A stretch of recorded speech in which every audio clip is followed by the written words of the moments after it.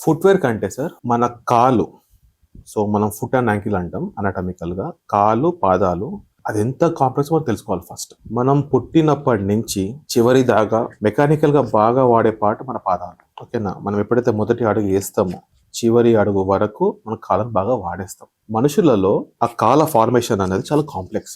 మేము anatomy చదివేట first ఇయర్‌లో తల కొట్టుకుంటాం. అది చదవాలంటే. ఆ డ్రాయింగ్ ప్రాక్టీస్ చేయాలన్న ఎగ్జామ్‌లన్నా మొక్కుటాం. అంత కాంప్లెక్స్. ప్రాక్టికల్‌లో మాకు రావద్దురా అని చెప్పేసి అనేసి. చాలా కాంప్లెక్స్. ఆ, ఎందుకంటే సాధారణంగా జీవరాశులన్నీ కూడా క్వాడ్రిపేట్స్ అంటాం. అంటే 4 కాళ్ళ మీద నడిచేది.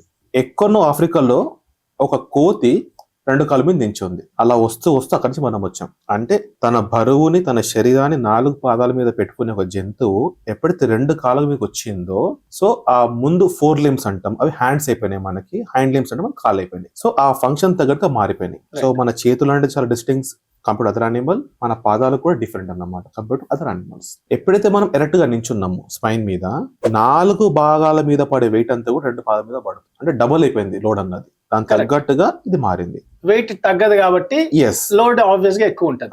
అప్పట్లో మనిషి అన్నవాడు ఏం చేసేవాడు? వాడు కొండలు ఎక్కేది, హంటింగ్ చేసేవాళ్ళు, పొలం దున్నేవాళ్ళు అప్పట్లో చేస్తారు.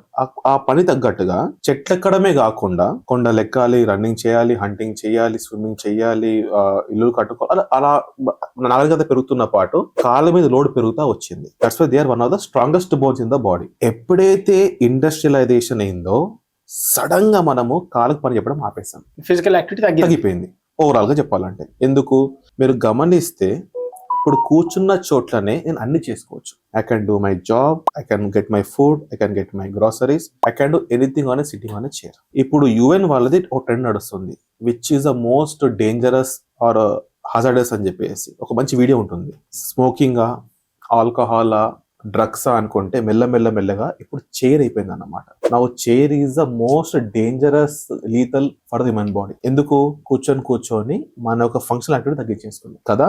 రైట్. సో కూర్చోసరికి ఏమవుతుంది? కాళ్ళకు పని. మీరు సడన్లీ స్టార్ట్ వాకింగ్, పెయిన్స్ వస్తుంటాయి. ఆ పెయిన్ వచ్చేసింది చెప్పి మళ్ళీ వాడు కూర్చుంటాడు. వాడు ఎక్కడ చూసినా నువ్వు ఫంక్షనల్ గా రావాలంటే నీ కాలు కంపల్సరీ. నువ్వు నించుంటేనే జిమ్కి వెళ్తావు, నించుంటేనే వాకింగ్కి వెళ్తావు, నువ్వు బరువు వేస్తేనే వేరే పనులు చేసుకుంటావు. సో ఫస్ట్ కాలు అన్ని ఇంపార్టెంట్, కానీ కాలుతో మనం మొదలు పెడతాం. మన మూవ్మెంట్ అన్నది ఇది. ఇప్పుడు ఎలా ఉందంటే సార్, ట్రెండ్ లో చూస్తే 800 కోట్ల జనాభా అని ఒక అంచనా వేశారు అనమాట. రోజుకి మనిషి కూడా ఎంత నడుస్తున్నాడు అంటే యావరేజ్ గా మనం మాక్సిమం 4000 స్టెప్స్ పర్ డే మాత్రం వేస్తున్నాం. గ్లోబల్ యావరేజ్ ఇది. ఇండియాలో చూస్తే ఏషియన్ కంట్రీస్ లో, డెవలపింగ్ కంట్రీస్ లో, యూఎస్ లో వాటి చూస్తుంటే ఎక్కడైతే టెక్నాలజీ బాగుందో hardly we are putting 2500 steps per day. World average కంటే ఇంత తక్కువ ఉందా? 4000 world average foot average. Developing countries, developed countries లో అయితే మాత్రం 2500 దాటితే గొప్ప. అంటే అంత దారుణంగా ఉంది. ఇది ఎందుకు ఇంపార్టెంట్ అంటే, యాజ్ పర్ లేటెస్ట్ స్టాటిస్టిక్స్ మనము జస్ట్ పర్ డే 3000 స్టెప్స్ వేస్తే, ఓకేనా, 3000 స్టెప్స్ వేస్తే కార్డియోవాస్కులర్ ఇష్యూస్ అంటే హార్ట్ వల్ల వచ్చే ఇబ్బందులు మనము 7% తగ్గించుకోవచ్చు. జస్ట్ మనం క్యాజువల్ గా నడిచే రోజు కంటే ఒక 500 స్టెప్స్ ఎక్స్ట్రా వేస్తే మన లైఫ్ లో వచ్చే కార్డియోవాస్కులర్ ఇష్యూస్ ని మనము 7% తగ్గించుకోవచ్చు. సో 3000 స్టెప్స్ కి 7% పడిపోతుంది కదా.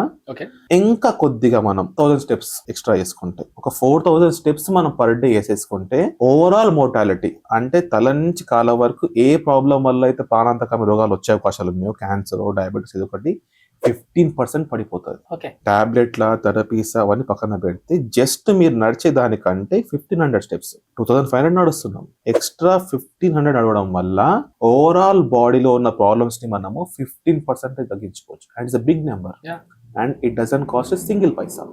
దానికి కావాల్సింది ఏంటిది? Healthy feet. Just lift up your ass and just walk 4000 steps per day. మీకు చాలా ప్రాబ్లమ్స్ జరుగుతాయి.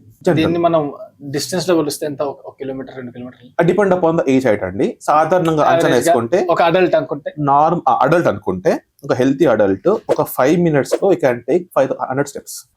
ఓకేనా? ఇప్పుడు మీరు అనొచ్చు, సార్ నేను సాఫ్ట్వేర్ ని, నేను మార్నింగ్ 9కి వెళ్ళిపోవాలి, ఈవినింగ్ 6కి రావాలి, అసలు టైం ఉండదు, నేను లేవలేదు అంటే అగ్రీడ్, టైం లేదు మీకు. Every 1 hour if you just walk for 5 minutes, ఆ టీ కాఫీ బ్రేక్ వెళ్తాం కదా మనం ఎవ్రీ కార్పొరేట్ లో, ఆ 5 minutes మీరు వాక్ చేసేస్తే మీరు 10 hours పని చేసినా you are walking 50 minutes. Drop by drop makes a ocean. మీరు సడన్ గా మోటివేట్ అయిపోయి నేను షూ వేసేసుకొని, ట్రాక్ వేసేసుకొని ఉరకడం, that's great. But today what we can do is keep an alarm every 55th minute మీరు లేచి నడిచేసి 5 minutes నడిస్తే ఓవరాల్ డే లో చూస్తే can walk up to 5,000 steps. Correct 5 minutes కి 100 steps అంటే అంతే కదా. Your boss will be happy. ఎందుకు? నీ హెల్త్ పెరిగితే you take less leaves obvious కదా. Correct. Instead of simply chatting on Instagram you just take 5 minute steps per day. వీటన్నిటికీ ఏంటిదంటే మనకి హెల్తీ ఫీట్ రావాలి. ఫీట్ యొక్క బ్యూటీ అంటే ఏంటి సార్?